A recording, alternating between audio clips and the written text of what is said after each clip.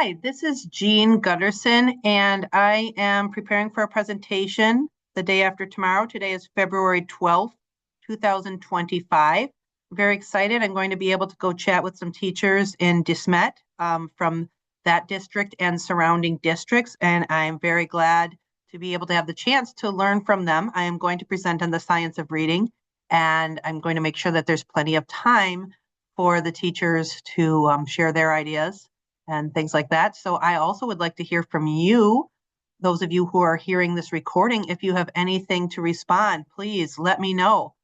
Things that you agree with, disagree with, suggestions you have for the things I say about teaching my students. I am a Title I reading teacher, and just like you, I am interested in providing the best learning opportunities for my students. The presentations that I will give in a couple of days are going to be split up, one for elementary teachers and one for secondary teachers. For those of you who are listening to this video, I'm going to do all of the slides today. And I would like you, if you are a secondary teacher, I recommend that you look at the notes on the description of my video, because I am going to tell the minutes of a time where I'll be talking about something that may not be as applicable to you. We will come back to this slide. So at this point of the presentation, I would get to know who is there and what they're looking for in my presentation, so I know which slides to focus on. I have some science of reading background credentials here, dyslexia certificate, helped start the South Dakota Science of Reading, What I Should Have Learned in College Facebook group. That is a state level affiliate of a parent group, Science of Reading, What I Should Have Learned in College. Our group is almost up to 1,000 members right now. It's run by other very competent, capable teachers right now. And it's a really good place to discuss your questions because it is a smaller group. The parent group has hundreds of thousands of members. I do use that group to look for, like, if I'm looking for a very specific question, I put that out there, or I especially use the search option there because there is a lot of stuff that's been posted over the past 5 years in that parent group. And we also have a lot of stuff in the South Dakota group as well. I recommend that you get out your phone and join this Facebook group, South Dakota Science of Reading, What I Should Have Learned in College, right now. And you'll find some good stuff there if you use the search option, and you can post your own questions as well. This is the session description. We will cut through the noise and discuss the literacy practices that are most likely to positively impact our students' learning. So science of reading means so much that it means different things to different people. So it can be to get to the point where it means nothing if everybody's using it. We'll talk about that in a little bit. I will bring some things for this presentation. For those of you who are listening online, I have the book Reach All Readers by Anna Geiger. I was mentioned in the acknowledgments of that book. Anna Geiger is better known as the Measured Mom, and she and I have had a lot of opportunities to chat back and forth, especially over email, about the science of reading. She wrote a book called Reach All Readers. I definitely recommend it. It talks about the different aspects of reading instruction. I also brought some books about using morphology and etymology in the teaching of words. And I would say the strongest one there is Teaching How the Written Word Works by Pete Bowers. I have a Reading League journal that has an article about misconceptions about the science of reading. And that article I also have added to my speech to print drive, which I'll tell you about in a moment on a different slide. Some curriculum samples, especially of SIPS, UFly. I have a Spire magazine here. I have a something you can look up online, which is from the Institute of Education Sciences. They have these practice guides, and this one happens to be Providing Reading Interventions for Students in Grades 4 to 9. Those are available free online. Also available free online are curriculum navigation reports to various reading instruction programs. So that's from the Reading League. I have the Collaborative Classroom one that just came out a couple of weeks ago.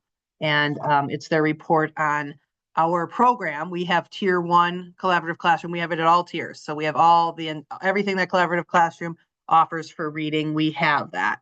So this is the report that the Reading League did on what they thought of that. And you can look up on the Reading League and see that if your program has been evaluated by them. If it hasn't, they also have a curriculum navigation tool that you can use to evaluate your own program. This is my contact information. It's a K-12 address there. If you have any questions, just feel free to reach out to me, or if I say something wrong, you question anything I say, anything like that.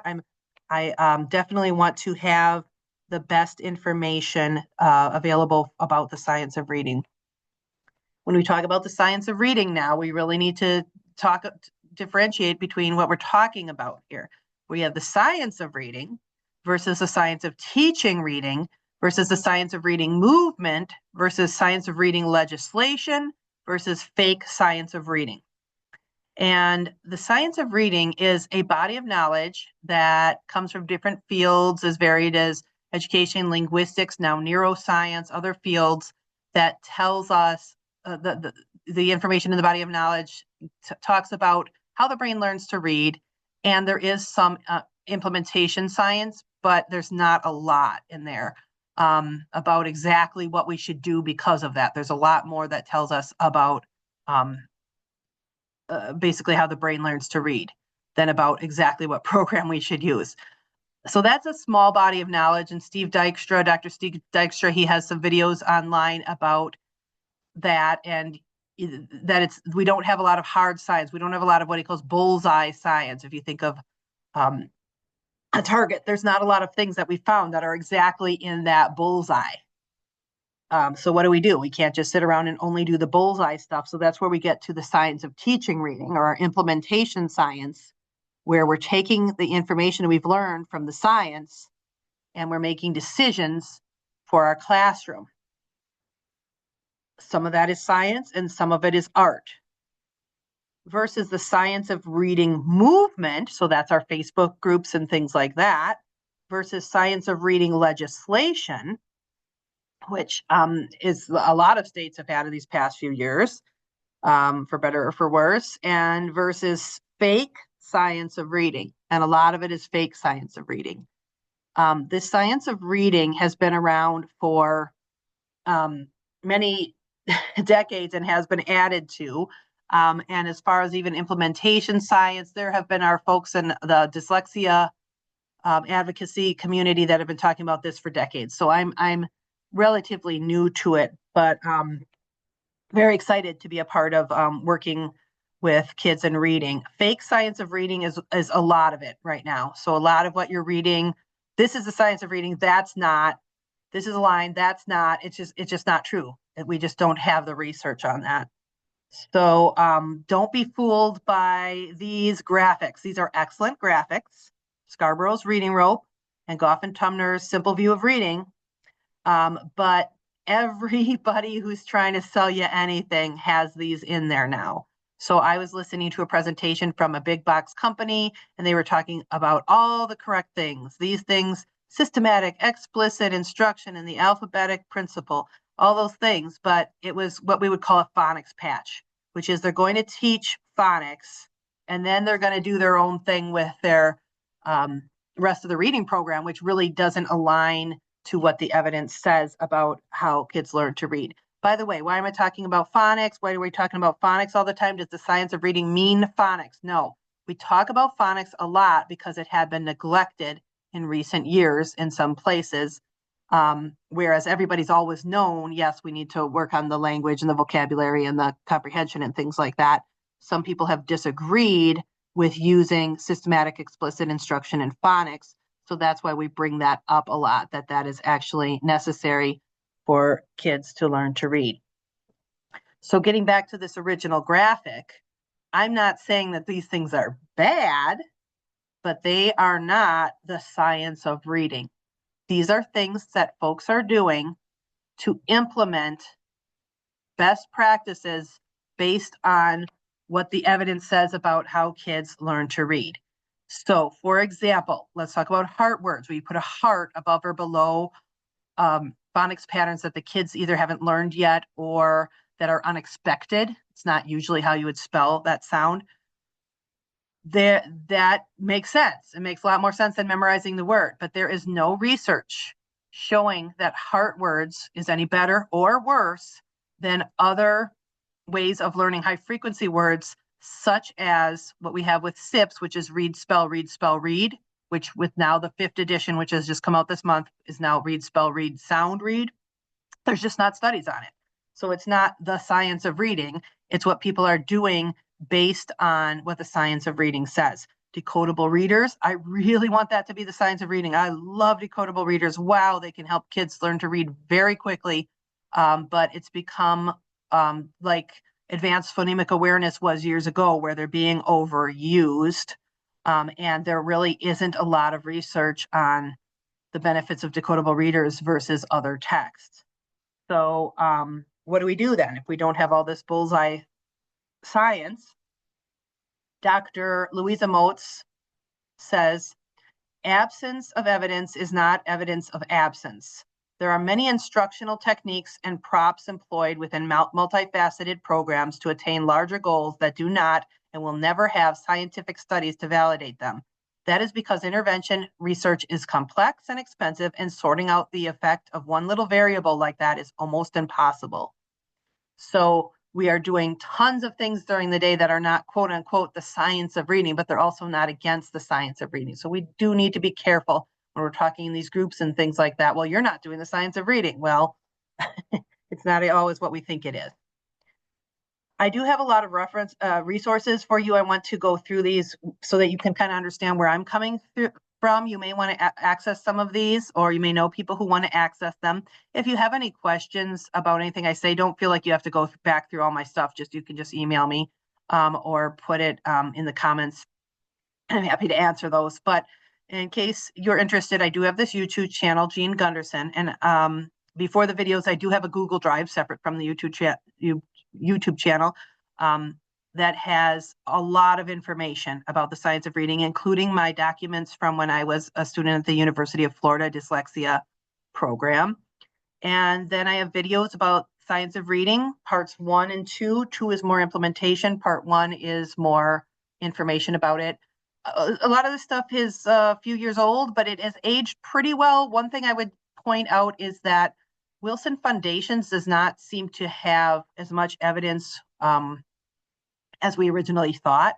And Dr. Stephanie Stoller says that she has not seen Wilson Foundations work for students in the schools that she has been in. And I did mention that as an evidence-based program in one of these videos. I did do a presentation of the science of reading for secondary students at the South Dakota Council for Teachers of English convention. And then the importance of knowledge building. I read through E.D. Hirsch's books and did a video about so instead of the foundational skills, took a break for that for a moment to talk about the importance of knowledge building in reading. Teaching syntax and semantics, that's a fun one. Thoughts after using half of IEW Structure and Style, that's a writing program. We used that at my church in the afternoons on Sundays. I facilitated that last summer. We're going to do part 2 of the second half of that level of Structure and Style from IEW during this next summer. During the school year, we do Latin, which is also very fun for me to see where a lot of these words come from that I teach in English here. So I did do that IEW program, and I have that video. SIPS implementation, I did that after my first year of teaching SIPS. And then year 4, I did at the beginning of this school year with some updates of what things we have changed and what we have kept the same going into our 4th year of teaching with SIPS. In order to have effective reading instruction, you need 3 things: educator expertise, evidence-based Tier 1 classroom instruction program that will teach kids how to read, preferably all at once in small groups, like in Walk to Read and What I Need. By the way, my old slides that I've taken from other presentations are like this. And then the blue stuff, either blue stuff in the slide or blue backgrounds, are new slides for this presentation. Adequate time and evidence-based programs for those who need Tier 2, Tier 3 learning acceleration supports. And this curriculum should be the same as Tier 1 for a true double dose. So when we're talking about the secondary grades, that's a little bit different. We're teaching our novels, our short stories, etc., in our classrooms. And then the kids who need additional help with those foundational skills will be getting a separate program than what's happening in secondary level. But when we're talking about those earlier levels, to avoid confusion and to progress things as quickly as possible, it should be the same program that is used across the tiers. So what about those secondary students who haven't mastered word level reading? We have different programs that we can use to help them out with that so that they are able to more understand the grade level content that we're teaching. When I was teaching middle school for 10 years in Las Vegas, we had Read 180. So kids who came in 6th grade and needed foundational skills work used Read 180. We learned that a little bit later, we learned that they maybe didn't have as strong foundational skills as we had hoped. They have since added something System 44. Some people are saying that that's working for them. So is this program working for you? Is it helping your kids is what you need to look at. Now, at my school, we have SIPs, and there are a couple of programs for those older readers who need to work on foundational skills. And I could see changing the earlier programs that I do. I do SIPs in all the grades I work with. I can see changing it up. For example, in kindergarten, I have some kids that came in mid-year from out of country, and I didn't want to teach the 15 sight words they need to decode for SIPs beginning, so I used UFly. But I have not yet seen anything stronger than SIPs for those older readers. And plus, it's about a 1st grade level curriculum, but it's done not in a juvenile way at all. In fact, the reader looks like a high school reader, the book that they read out of, and it has small print, high interest, but low readability. SIPS challenges for anybody grades 2 to 12. It does not have a text with it. It is going to have a supplement I'm going to get about teaching vocabulary through morphology. It's just getting released now with the 5th edition. So I'm very excited about getting that. But SIPS Challenge has really been a game changer for me because I had been teaching the syllable types, and I had been seeing most kids were having success with that, but there were kids who would really get stuck on it, and they'd get to that last syllable, I don't know. So I had one student that one year I was teaching her syllable types, and she was really struggling and just could not quite make it through some of those more complex polysyllabic words in more of an upper elementary grade. And the next year, I implemented SIPS Challenge, the first year that we had it. And at the end of the first quarter, she could read 14 out of 24 unknown polysyllabic words. So the way that they take apart and put together words in SIPS Challenge has worked very well with my students. At the bottom, there's a link there for providing reading interventions in grades 4 to 9. And something else that you may want to access if you're an upper elementary teacher or secondary teacher with kids who need more work with foundational reading skills is a high interest, low readability book set. And so on the top there, that article talks about it. High Noon and Saddleback are good companies where you can purchase those. We have both. We have books from both. We found that the High Noon ones were more like for upper elementary, and the Saddleback were more like for secondary, but that may have just been the text that we purchased. So you can look at those websites and see what the readability level is and what the interest level is for your students of each of those books and book sets. They have fiction and nonfiction. For everybody, don't confuse the need for English language development services with the need for foundational skills interventions. Some kids need one or the other, others need both. So I used to be the ELD teacher for elementary and the title reading teacher. So there I had a lot of combination lessons, but it did not get enough chance to work with kids for as long as I would have liked to work with them. We now have an ELD teacher, and she's working on the speaking, listening, writing, and reading with kids, whereas I'm working on those foundational skills with kids if they need that. So let me give you an example. If we have somebody who comes from out of country and she has had a lot of education in her home country and is able to read in Spanish, all of our students who have LAP speak Spanish. If she's able to read in her home language, I don't pull her for foundational skills. She does not need to learn how to sound out short words or things like that. She knows how to do that.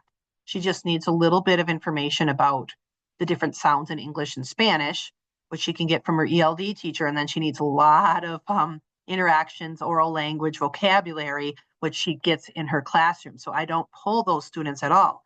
However, if I have students that come from out of country and they have not had access to formal education, or for some reason they don't know yet how to blend words together, then I do pull those students for foundational skills. So they may need one or the other or both, but they're separate things.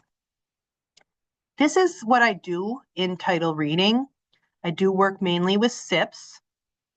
I do use some of the Being a Reader small group sets that they don't get to because that only goes through second grade in the iteration of Being a Reader and that we have from Collaborative Classroom. I work with morphology a bit, especially as they get older, and getting to be able to work with comprehension coming up. We have now a new interventionist. So she and I are able to have more slots for students to work on additional things that they need instruction for, including handwriting, writing, syntax, things like that. Some challenges that we're facing in year 4 of collaborative classroom implementation. So phonics is taught in the small groups, which works well because kids are learning at their level, but there doesn't seem to be enough of it according to the teachers, and the scope and sequence is off as far as like we're learning the two sounds for represented by and then we're learning all of a sudden a few days later two sounds represented by OW, which is different, and it's very confusing. So I don't know if it's that much of it, but there's a little bit of that in there. So things you could try if you have a situation like that is supplementing with either changing to another curriculum or supplementing with it, or just spending more time with the phonics in the sequence that your curriculum does have. Other things we're seeing are spelling lessons, which teach words based on a phonics pattern, but then they have this section called frequently misspelled words. And there's a huge chunk of words that are there, whereas I wish they would just focus on that phonics pattern. Doesn't move fast enough in kindergarten, and then introduces 1 billion high frequency words. May not be that many, but it's a lot. And then by the time we get to decoding, the kids have kind of learned that they have to memorize the words. So that is a struggle. The writing requires too much innovation rather than first teaching using imitation. So it's write a story about this, write about that. Whereas if they use more of an IEW method, which I like, you're imitating so that you're understanding what good writing is, and then you can innovate from there. Writing does not align to what is expected of students on high stakes tests and in other grades, is what I'm hearing from teachers. Grammar is not connected to writing, nor is vocabulary, nor spelling. More integration would be ideal. So this is year 4 of a 7-year cycle. We're really working on, okay, we've done it the way that they wanted us to do it, and we're looking at what needs to be changed or supplemented. Another program that I've used is MindPlay. That is another software program. It teaches comprehensive foundational skills with grammar and phonics and fluency. And it did work well. I had some second graders on that and some second graders on SIPs, and it was a very small sample, but they had comparable progress to each other. I had used this program with some individuals, for example, a student who wasn't verbal when when interacting with teachers, I should say, and other students as well, students who have need for foundational skills and English language, those kinds of things. But I was grandfathered in for a while for a single license, and now they want me to buy 10 licenses and a training. So my subscription's expiring at the end of the month because the company was bought out. Isn't explicit instruction boring? You want me to drill and kill these kids? And the question is, for whom? So Doug Lemoff in Teach Like a Champion has a technique called without apology. Don't apologize. Embrace rather than apologize for rigorous content, academic challenge, and the hard work necessary to scholarship. Dr. Anita Archer says success is what breeds motivation. And I have definitely seen that myself. Yes, I am drilling. I did feel kind of naughty my first year of doing this, but I am seeing tremendous results. Kids who are successful can read and are very confident and joyful readers. I'm now going to talk about teaching foundational skills in whole group versus small group. So most of the newer stuff I'm seeing has been about small group, but there are some voices out there talking about whole group foundational skills, especially phonics instruction. Here's a slide you can look at that talks about small group instruction being 10 times greater, or phonics instruction being 10 times greater when it's differentiated for the learner's level, being best if it is in small groups. So I had a question about that. I did get a chance to have a call with Dr. Stephanie Stoller, who is a leading science of reading expert, on how you can differentiate instruction by having a walk to read or what I need block, which we had tried before, and I'll tell you some of the struggles a little bit later. So we do not currently have that. We do have phonics taught in small groups, and I am seeing the most successful phonics, getting kids out of interventions that I've seen. But the kids still have to go to independent centers. So I asked her, how do you do no independent centers for students who need the most help? And she talked about this block where kids don't go to independent centers and they don't get exposure to material not on their level. Everybody, each adult that's in a group. So like, for example, your, say, first and second grade teachers and kindergarten teachers and your special ed teacher and title teacher, they deliver the same instruction in the same way at the same time. So this is a time during the day, 30 to 45 minutes, and your instruction is aligned across tiers. You're all using the same program so that when I say, oh, your little Johnny is on lesson 30, the teacher knows exactly what Johnny can do and cannot yet do. And weekly adult collaboration is very important for that. More things that Dr. Stoller said, this was actually in an email. She talked about using multiple foundational skills programs might even be counterproductive or worse than no intervention. And I asked her about the interval between doses. So say you have a walk to read or what I need time, and then I'm, as a title reading teacher, I'm going to pull the kid for the second dose to get more practice with the phonics and the fluency. So how long should be in between? If we could do a morning and an afternoon, that would be ideal. But what is a good interval? And this is her response. The interval between the doses may depend on the student. I think it would be ideal to do something active, go to a special lunch or recess. It probably doesn't matter. What matters is the instruction. If the student is engaged and taught at their skill level, they will run joyfully to the second dose. And I just want to reiterate that it seems kind of counterintuitive that I'm doing this direct instruction program and the kids don't hate coming here. But I will tell you that that is for the most part true, that the kids actually enjoy coming here because, again, they're learning at their level. They're experiencing a lot of success. It's a very joyful time. Okay, if you're going to implement a walk to read or what I need time, do it correctly, or it kind of leaves a bad taste in everybody's mouths. We did this a few years ago.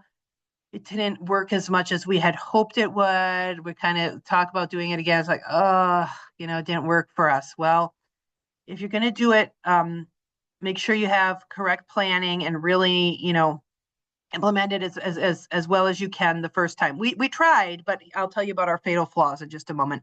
So for this block, you would have 30 to 45 minutes less for kindergarten. Every child works on phonics skills at his or her level with an adult.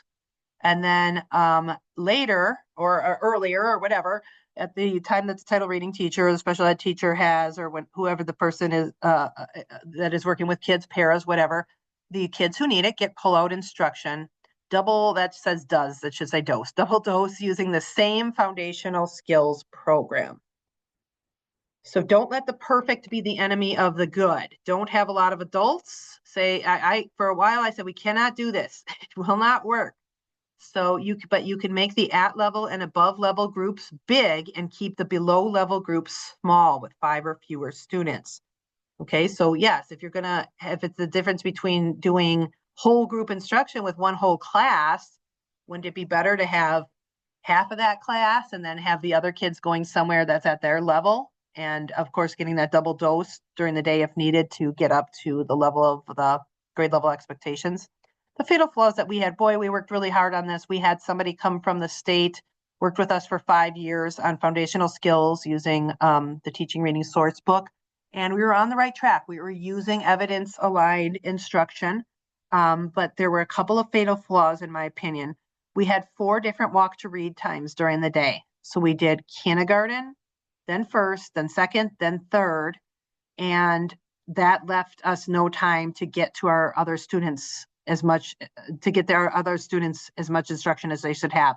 So for example, special ed, they also need to work on math. And I also need to do ELD with kids. And some, I know a lot of title teachers in South Dakota who are reading and math. So having 4 of them just took too much of a chunk of our day, and also no common curriculum. We were using evidence-based stuff, but some kids really need that systematic, explicit, cumulative instruction that has the same mnemonics and the same way of doing things each day, the same routine. Dr. Stephanie Stoller talks about when teachers have to design their own curriculum based on the science of reading instead of using something that's out there. She talks about making the pilot first build the plane before flying it. The pacing is much, much faster when you have something in place that gives you, bazillion words that you're going through with kids. I just see that a lot. Having moved from designing my own evidence-based, systematic, explicit instruction to actually using a program, which in my case, SIPS, I have really seen the pacing go a lot faster and kids learn faster. According to Stephanie Stoller, she says, every teacher in history says there aren't enough hours in the day. Effective Tier 1 reading instruction is all about getting the most out of your minutes. Additional instruction targeted at a student's skill level allows them to accelerate, helping them catch up to their peers.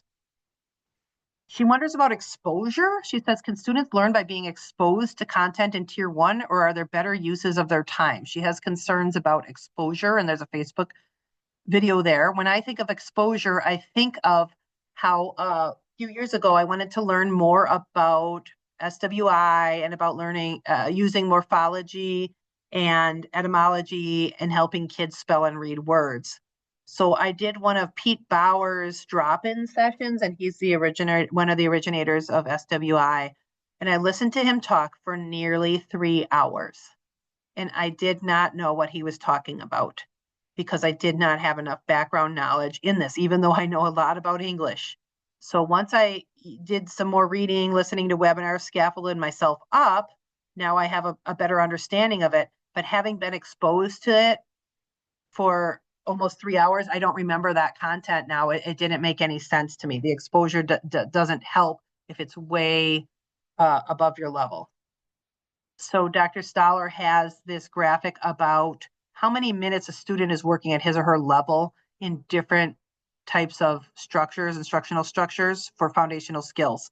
And at the bottom there, the student is working the whole time at his or her level. If you opt for no whole group phonics lesson, instead the teacher and other adults do differentiated phonics lessons directed at student skill levels in Tier 1. Students in Tier 2 and 3 receive 30 minutes of small group at another time of day. So that is the ideal. She is going to have, that is Dr. Stoller is going to have a webinar coming up on March 4th. And if you click on the top of this slide, you can get to the registration link, or you can just type this stuff in. EdWeb has a lot of interesting webinars. Some are better than others. They're all done by different companies or individuals, and they are they're very fun to register for. You get the recording, start listening to it. If it's not what you were hoping for, just delete it, but there's just tons of them. Now, if you are not going to do phonics in small group, it can be done in whole group. So Dr. Holly Lane, I had asked something on Facebook, and I've gotten almost 200 interactions with it about the whole group versus small group. And I asked it on the parent group, Science of Reading, What I Should Have Learned in College. And this is what Dr. Holly Lane, who wrote UFly, she's from the University of Florida. She wrote the UFly Foundations book. This is what she says. In our experience implementing UFly, we found that most students' needs can be met effectively during whole class instruction. Our original pilot school had been delivering all phonics instruction in small groups before they started trying our lessons in a whole class setting. Guess what? Their scores soared when they started whole class instruction.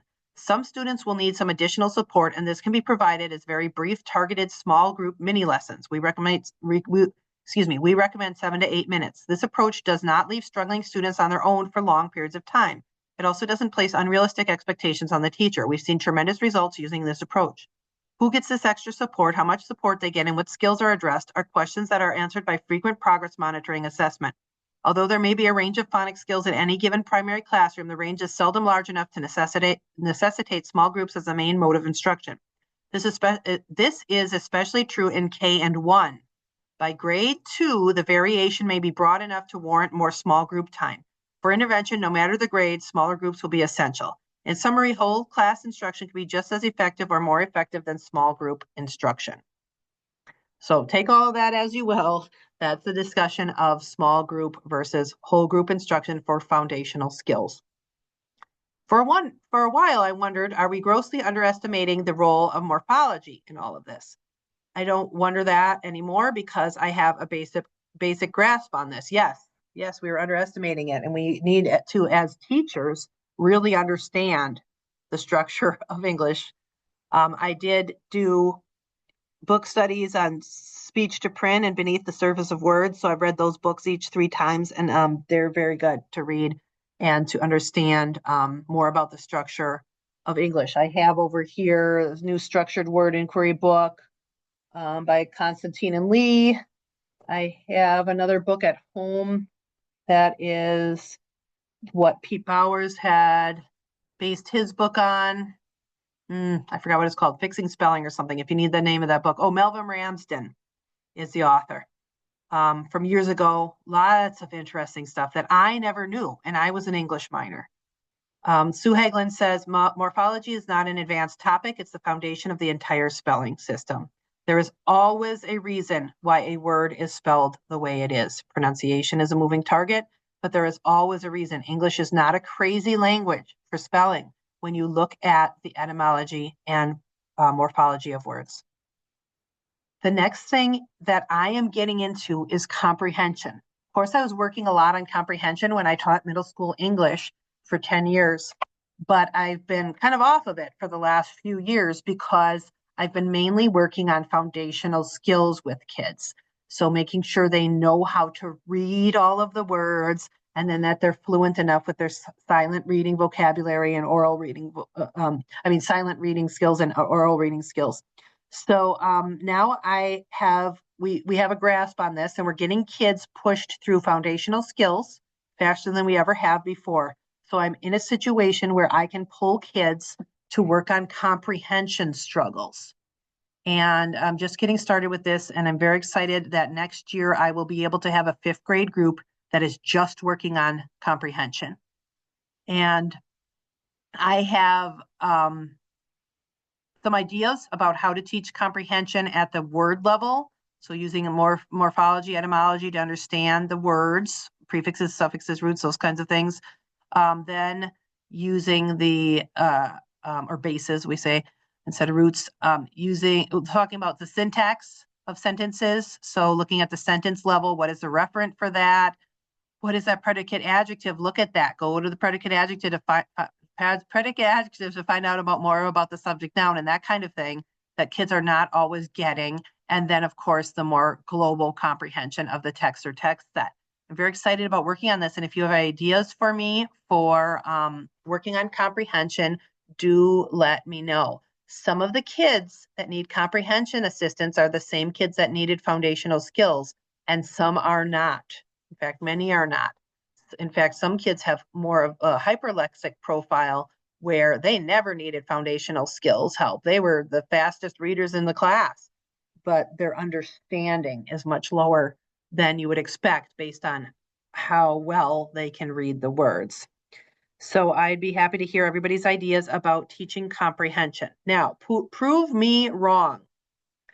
And please, if you can, do prove me wrong. I want to do what is best for my students, but here's what I'm thinking right now.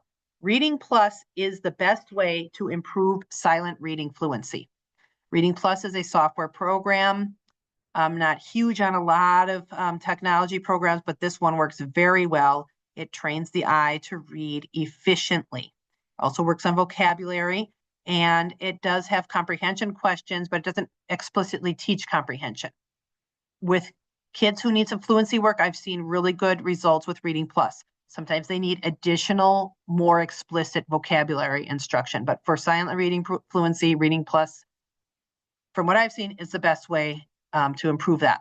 Surely English is the best way to teach English grammar, syntax.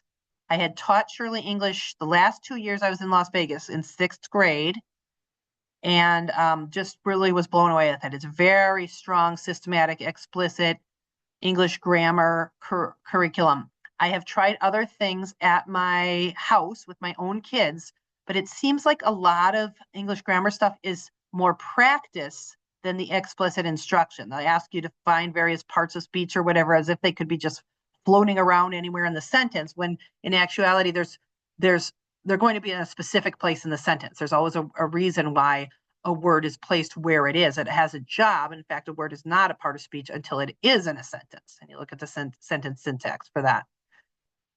But if you have other ideas for grammar, glad to hear them. Teaching How the Written Word Works is the best resource for teachers to use to efficiently teach spelling and vocabulary through morphology. So far, this is what I've seen for the efficiently teaching this. SWI is very neat. I have taken classes on it. As far as getting to what I need to get get kids exited from title reading, I use this Pete Bowers book. You're not supposed to use it as worksheets. I kind of use it as worksheets so that they can understand that there is a reason why every word is spelled how it is. And we, pair words down to their base, take a look at how they're constructed, those kinds of things. Very neat stuff there. Structured word inquiry seems to be really a neat thing, but seems to be, to me, more like a tier 1 thing rather than for these kids I need to get in quick, get them up to grade level and get out. But correct me if I'm wrong, all of the SWI people out there. Writing. When I was in Las Vegas teaching middle school for the 10 years, we did not have a curriculum. We were trained in various things. I was trained by Vicki Spandau in the 6 traits of writing. I was trained in power writing, step up to writing, things like that. But as far as writing curricula, I'm hearing a lot. Well, it's not curricula, it's a program, a way to do writing, a framework. Think SRSD. If you have any experience with that, let me know. Other writing ways of doing writing. I'm hearing a lot about the Natalie Wexler, Judith Hochmuth book, and IEW is what I have used, and that's with my own kids and some other kids over the summer. That I really like the keyword outline as far as not only for writing, but for reading, for understanding what you're reading. I do have a story about Step Up to Writing. Step Up to Writing is a comprehensive program, but it is a story about how you can take one thing about like the science of reading, like some of us are doing, like I've done myself with the advanced phonological awareness and stuff like that, and overdo it.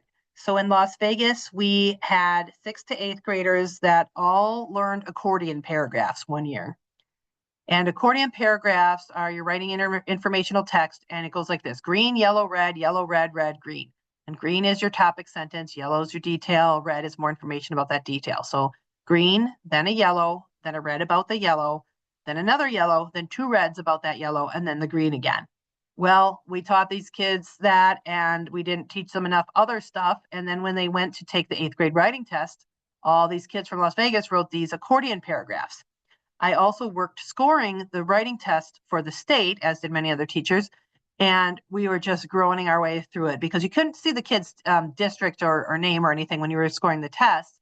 But we could tell when the tests were coming from Las Vegas, Clark County, because the kids had written accordion paragraphs, and we had to fail them because the writing was not developed enough. It had no voice. And so we had made the mistake, which is very easy mistake to make with any of this, which is overemphasizing one small thing. But writing, if you have ideas about that, and comprehension, let me know. The best video I've seen so far about comprehension is from a 7th grade teacher who's the president of the Reading League in Wisconsin, and there is the link for that.